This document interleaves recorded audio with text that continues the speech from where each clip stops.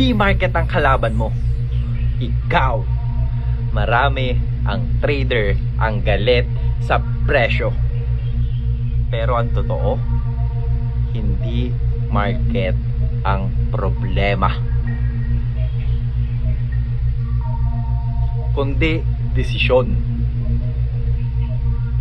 Kapag takot ka, maaga kang lalabas.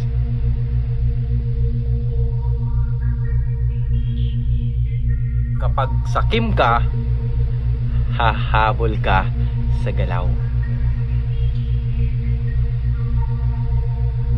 At kapag emosyon ang driver, mali ang resulta.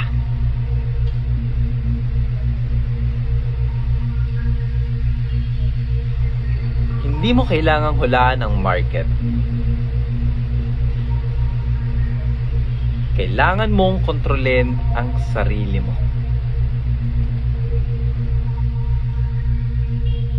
Season 1, From Emotion to Execution. Episode 1, The Real Problem. This is 1 Minute Blockchain Bites.